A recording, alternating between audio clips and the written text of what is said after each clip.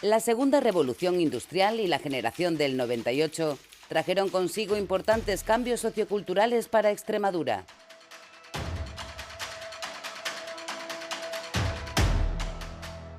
La migración de miles de jornaleros del campo a la ciudad hizo que muchos intelectuales miraran hacia el mundo rural, preocupados por la pérdida de las tradiciones populares.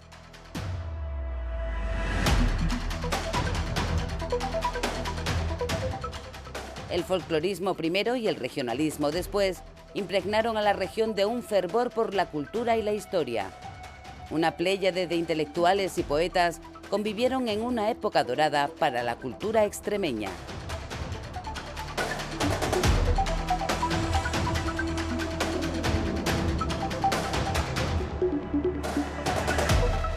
Folclorismo y regionalismo en los albores del siglo XX. Un escritor británico, preocupado porque las costumbres de los pueblos desaparecieran, acuñó la palabra folclore para denominar lo que él consideraba el saber popular. Y eso hace temer a determinados investigadores, a recopiladores, por la pérdida, digamos, de esos elementos de la cultura campesina, que empiezan a valorarse de forma febril para ser, digamos, expuestos en museos y en distintos lugares, y en este contexto surge esa necesidad de recopilar lo que definiría a una nación, a un pueblo, y de ahí surge el folclore, que no significa otra cosa que folk, que sería pueblo, lore, saber popular. Y de ahí que los folcloristas pues, se preocupen por el desarrollo de la búsqueda de las músicas tradicionales, de la paremiología y, digamos, de los mitos fundacionales o de origen de los pueblos. Los alemanes desarrollaron ese concepto bastante bien.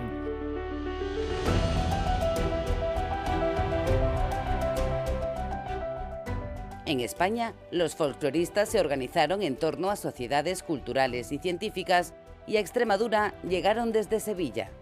Antonio Machado y Álvarez, apodado Demófilo, padre de los dos poetas, crea en Sevilla la Sociedad de Folclore Andaluz.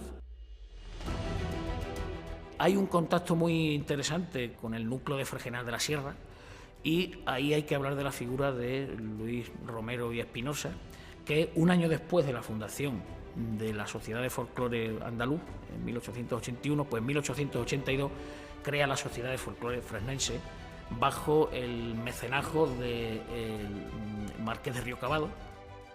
Al tiempo que Romero y Espinosa funda la Sociedad Folclórica de Fregenal, la de Sevilla suspende su publicación por falta de financiación.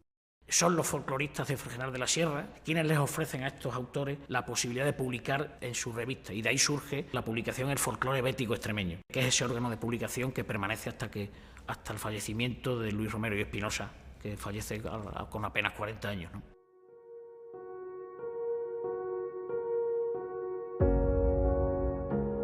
Los estudios de Romero y Espinosa se centraron sobre todo en la relación del hombre y el medio, un mapa topográfico tradicional que recopilaba todos los conocimientos que los campesinos tenían sobre agricultura y ganadería y cómo se interpretaban en el refranero popular.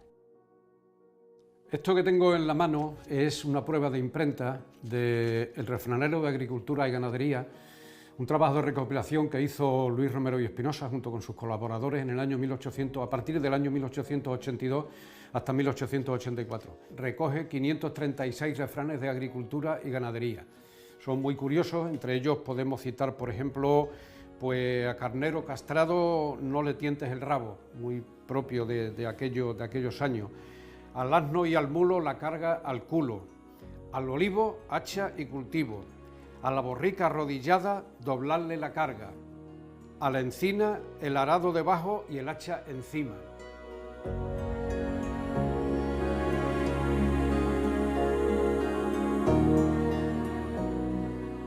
Su obra más compleja fue el Calendario Popular. Uno de los últimos trabajos que publicó la Sociedad de Folclore Fresnense fue el Calendario Popular para 1885. Este calendario es muy curioso porque contiene aforismos y observaciones de cronología, astronomía, meteorología, medicina popular, higiene y agricultura. Además también de un compendio muy interesante, muy curioso de adivinanzas, refranes, cuentos, coplas, frases, oraciones, rimas infantiles, supersticiones, costumbres, ceremonias y fiestas del calendario popular en general. Ahí las sociedades campesinas en muchas partes del mundo han desarrollado todo un elenco de conocimientos que después han sistematizado a través del refranero, a través de, digamos, de dictados, de dichos, y esta obra es un ejemplo muy interesante para todo aquel que desee estudiar cómo es la dialéctica entre hombre y entorno en estas sociedades campesinas, digamos, de Extremadura y Andalucía a finales del siglo XIX, ¿no?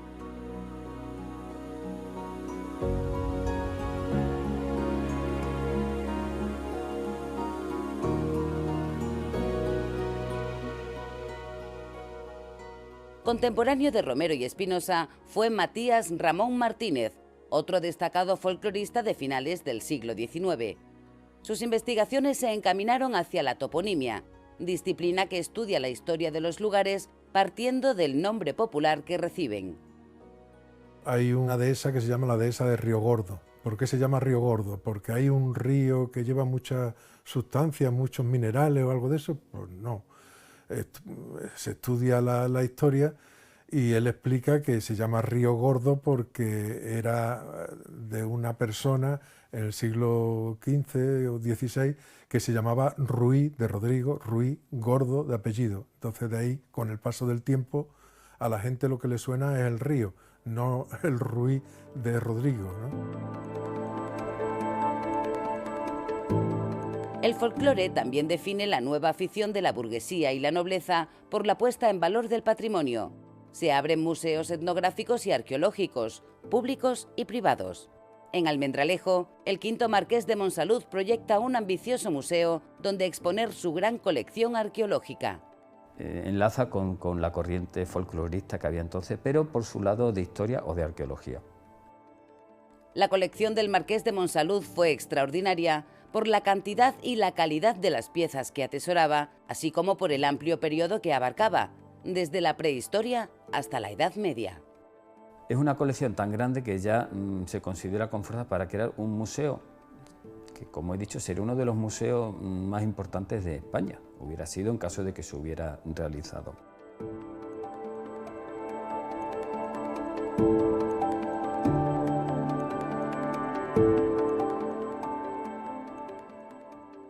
El marqués muere en 1910, dejando todo este proyecto bastante grande inconcluso.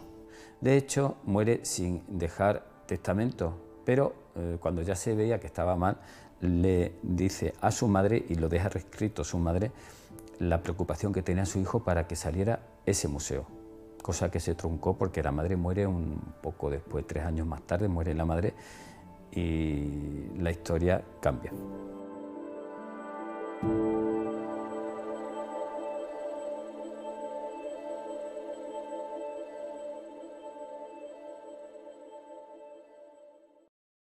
En la provincia de Cáceres también hubo destacados folcloristas. El conocido como Mago Rojo de Logrosán recopiló romances y otras obras populares extremeñas. Mario Rosso de Luna es un ejemplo de recopilador de cuentos y de todo lo relacionado con la cultura oral que se relacionó con el folclore en sus inicios, porque se partía de la base de que lo oral, la tradición oral, los cuentos, se perdían, como se suele decir, la noche de los tiempos, y Mario Rosso de Luna pues entra dentro de esta dinámica con una metodología diferente a la de los folcloristas influidos por el evolucionismo del siglo XIX, pero que hace un trabajo de recopilación muy interesante. Quienes intentan reflejar, y no solamente en Extremadura, sino en casi toda España, ese movimiento de reivindicación de lo popular, son personas muy cultas, son personas que ven esa situación desde una distancia, que intentan recrear el habla popular y lo que es la cultura popular, es decir, se ve desde una visión un poco de reivindicación, pero desde una distancia, claro.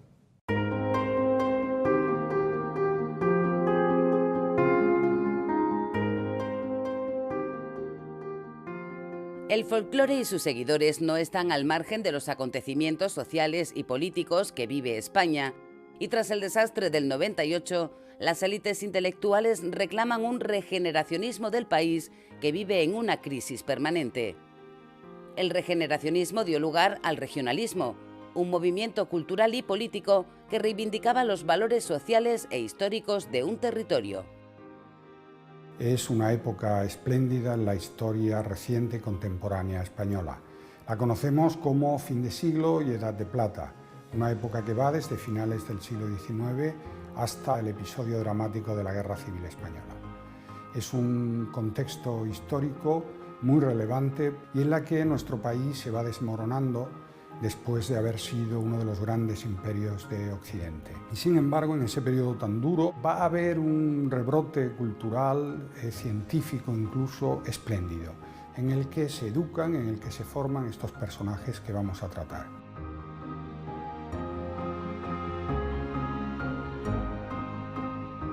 Gran parte de esos folcloristas, escritores y poetas, regeneracionistas todos, fueron reunidos en una publicación singular, la Revista de Extremadura. Ortega y Gasset se refirió a ella como el más serio y valioso esfuerzo que en provincia se ha hecho de aportación a la cultura.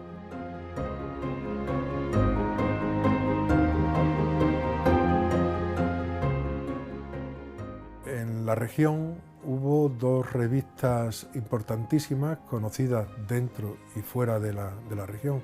En Cáceres, Revista de Extremadura, y en Badajoz, Archivo Extremeño. Las mejores firmas de Extremadura pues escribían en las dos revistas.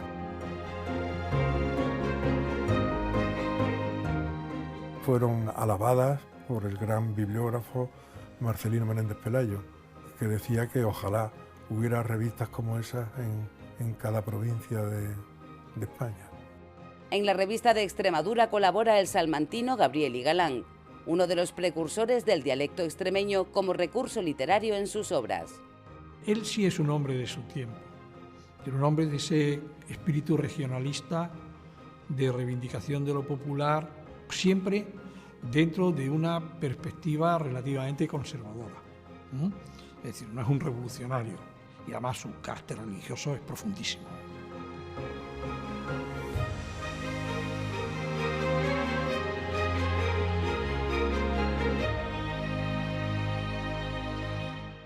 A principios del siglo XX, y a pesar de su prematura muerte, las obras de Gabriel y Galán se conocían internacionalmente y era uno de los poetas más leídos en España. Esa afición por Gabriel y Galán, por algunos de sus poemas, llegó a América.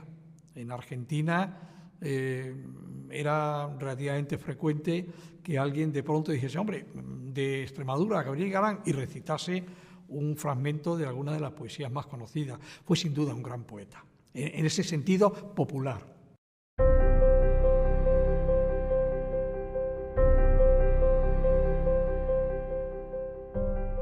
El Cristo Bendito fue uno de los grandes éxitos de Gabriel y Galán, poesía ensalzada por los grandes de la generación del 98 como Unamuno y Menéndez Pidal, que animaron a Galán a seguir escribiendo en ese dialecto extremeño.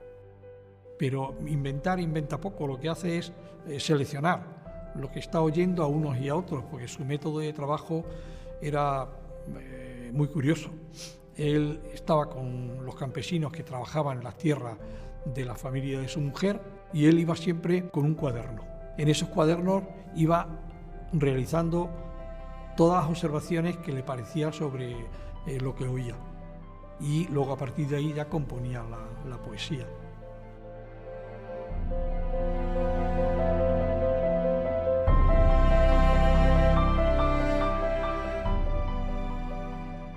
¿Ondi fueron los tiempos aquellos que puede que no vuelvan? Cuando yo fui persona leía que hizo comedia y aleluyas también y cantaris pa' cantarlos en una vihuela. ¿Ondi fueron aquellas cocinas que llamaban ilusiones y eran especie de airino que a tontame tenían la mollera? ¿Ondi fueron de aquellas sentires las delicadezas que me hizo llorar como un neni de gusto y de pena? ¿Ondi fueron aquellos pensaris que hacían doler la cabeza de puro los hondus y enreaos que eran?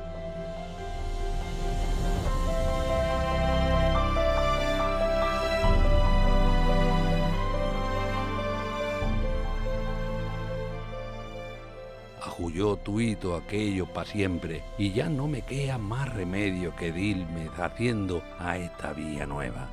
ya no vuelven los tiempos de entonces, ya no tengo ilusiones de aquellas, ni hago aleluya, ni hago comedia, ni hago cantaris pa' cantarlos en una vihuela.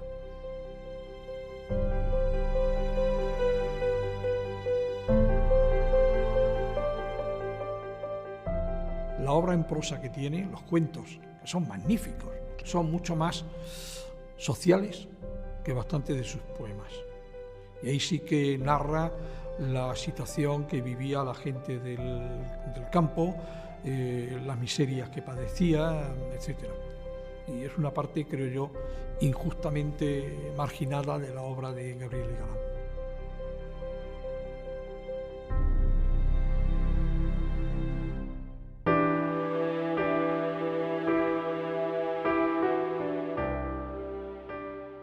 La obra de Gabriel y Galán influyó en el estilo de otros poetas y escritores extremeños. Contemporáneos como Felipe Trigo utilizaron los dialectos rurales para imprimir la personalidad de los protagonistas de sus obras, como en El médico rural o en Jarrapellejos, donde los personajes de campesinos y lugareños son habituales. Felipe Trigo sí es muy reivindicativo, sus novelas son novelas profundamente innovadoras en ese aspecto. Años después de la muerte de Galán y Trigo, otro poeta extremeño acuña la expresión castúo, palabra en torno a la que gira una obra singular y de un notable éxito literario.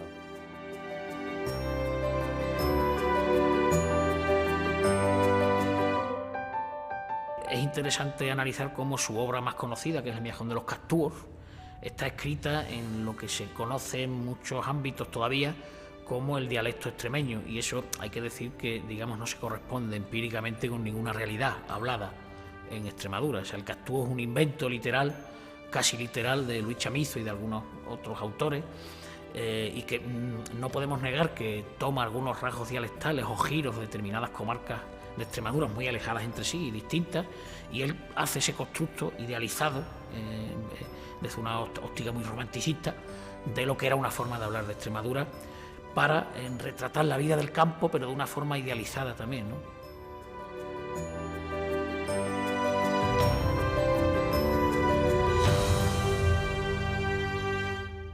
Realmente Chamizo está inventando una lengua, pero a partir de lo que él escucha. Es decir, no es algo falso, no es un pastiche, sino que él lo que hace es acumular de una manera sorprendente toda una serie de rasgos que él identifica en la manera de hablar de la gente del terruño. Y el éxito del que hablaba antes es tal que la palabra castúo incluso se aplica desde entonces a la identificación de una lengua, de un habla, para algunos incluso un dialecto, yo creo que estoy exagerado, que es el extremeño. Sin embargo, el extremeño es algo muchísimo más heterogéneo, no reúne por sí solo todos esos rasgos que vemos en la obra de Chamizo, y no habría, por lo tanto, un solo castúo o un solo extremeño. El Miajón de los Castúos obtuvo un éxito rotundo, con innumerables reediciones que todavía hoy se siguen publicando, siendo la lectura de sus poemas una actividad cultural que permanece viva en el tiempo. Tú que sabes que estamos bien casados, Señor, tú que eres bueno, tú que haces que broten las simientes que echamos en el suelo, tú que haces que granen las espigas cuando llega su tiempo, tú que haces que paran las ovejas sin comadres ni médicos. ¿Por qué, Señor, se va a morir mi Juana con lo que yo la quiero, siendo yo tan honrado y siendo tú tan bueno? Ay, qué noche más larga de tanto sufrimiento, qué cosas pasarían que decirlas no puedo. Dicen que la nacencia es una cosa que miran los señores en el pueblo. Pues pa' mí que mi hijo la tiene mejor que ellos, que Dios hizo en persona con mi Juana de comadre y de meico. ¿Qué saben de estas cosas los señores aquellos? 2 salimos del chozo, 3 volvimos al pueblo. Luis Chamizo es un personaje clave dentro de Extremadura porque representa un poco el arranque de toda esta época. Chamizo es, por su nacencia, utilizando un término suyo, es un hombre realmente de la joven literatura, porque él nace a finales del siglo XIX.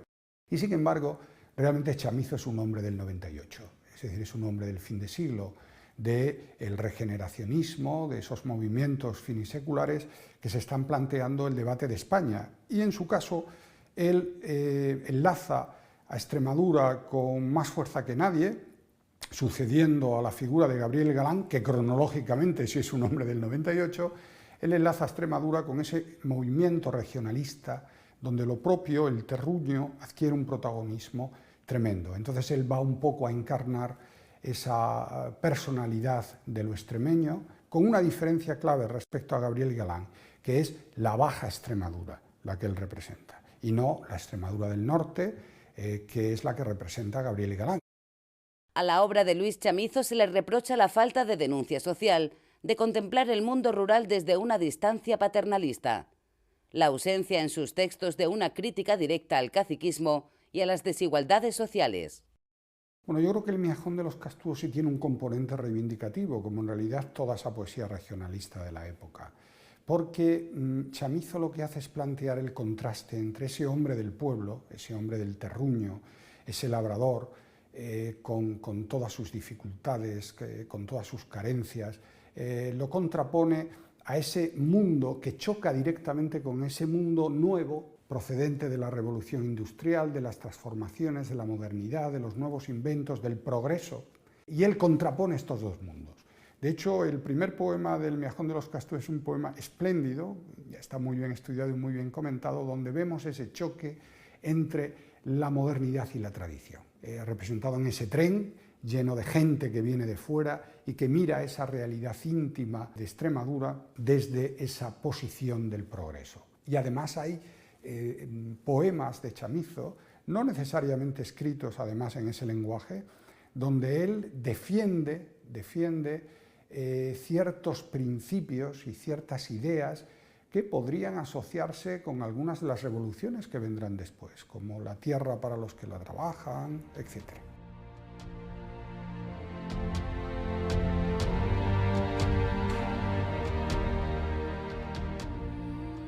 Vosotros los que vais dentro del bicho, que huyendo retumba y traquetea, ¿no sentís al pasar junto por junto al mismo corazón de nuestras tierras, algo así como algún fuerte deseo que se enchanguen del chisme toda la ruea, pa' quedaros aquí, junto a nosotros, pa' endulzar una mijina nuestra pena, pa' rumiar nuestro pan y empaparos en la sal del sudor que nos chorrea?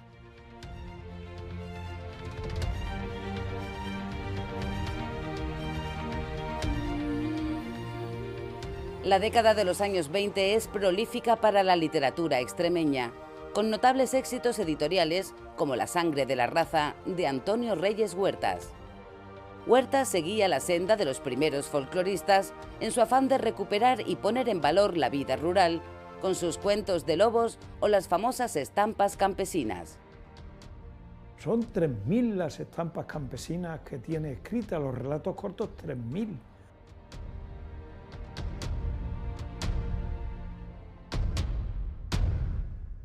Las estampas campesinas son precisamente historias de eso. El olor a merienda, y le describe, le musicaliza, podemos decir. Retrata personajes prácticamente del pueblo llano. Entre ellas está Las Salas del Milagro, que es sobre San Pedro de Alcántara. Está también La sandía tapada, La bocha, El olor a merienda, La higuera de Juan Manuel. Como vemos, son todos son títulos de gente íntima, de gente cercana, de gente de campo.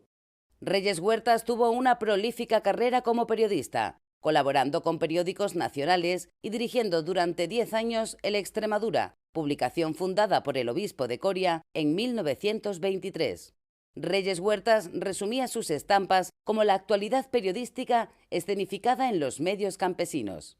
López Prudencio dice de Reyes Huertas que es un maestro, que se puede ir a un pueblo montado en el libro de Reyes Huertas, pasar una temporada feliz en él, sentirte habitante de ese pueblo y salir apenado de él cuando tienes que abandonarle. Reyes Huertas lo que tiene es un amor excepcional a Extremadura, destaca por eso, y especialmente a Campanario y a la aldea de La Guarda.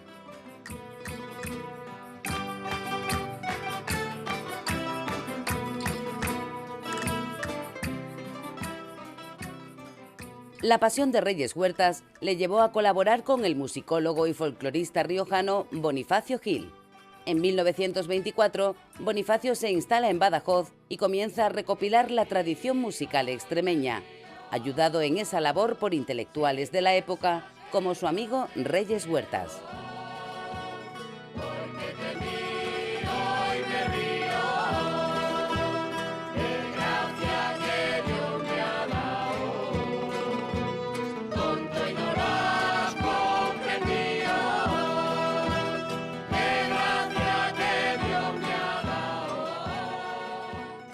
Bonifacio Gil publicó en 1930 El cancionero musical de Extremadura, la obra sobre la que se inspiran los grupos de coros y danzas actuales para documentar y desarrollar sus interpretaciones musicales.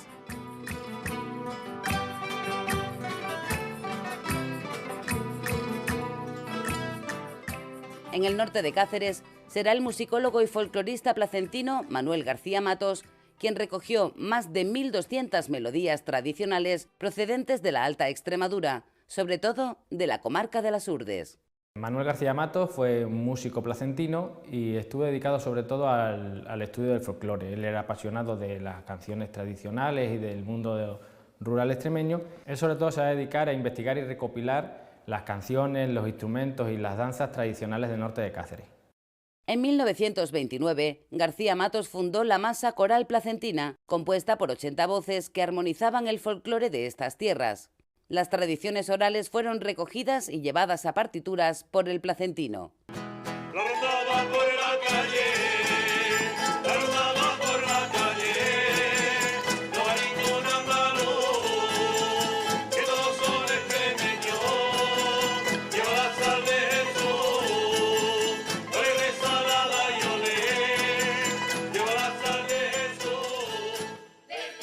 Él va a estar durante más de un año recorriendo el norte de Cáceres, sobre todo la comarca de las Urdes, recopilando pues, lo que son las danzas, las canciones tradicionales y transcribiéndolas a partitura. Indica siempre en cada partitura quién le dictó la canción y el lugar donde la recoge. Con todo ello, va a publicar el cancionero tradicional de la provincia de Cáceres y pues, va a partir de ahí desarrollar una importante carrera como folclorista.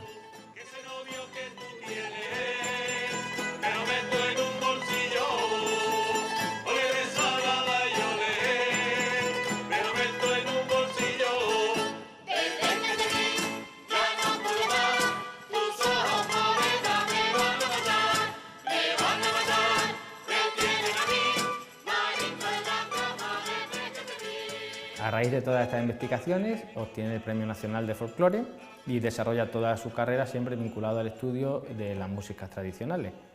Va a ser catedrático también del Real Conservatorio de Madrid y forma parte también del Comité de la UNESCO por la Música y bajo los auspicios de ese comité llega a publicar lo que es su gran obra, que es la Antología de la Música Tradicional en España.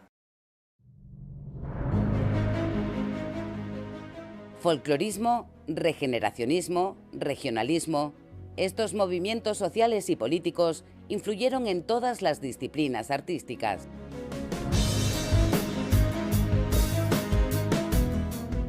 En torno a la pintura surgió una pléyade de artistas extremeños que protagonizaron el final del siglo XIX y las primeras décadas del siglo XX.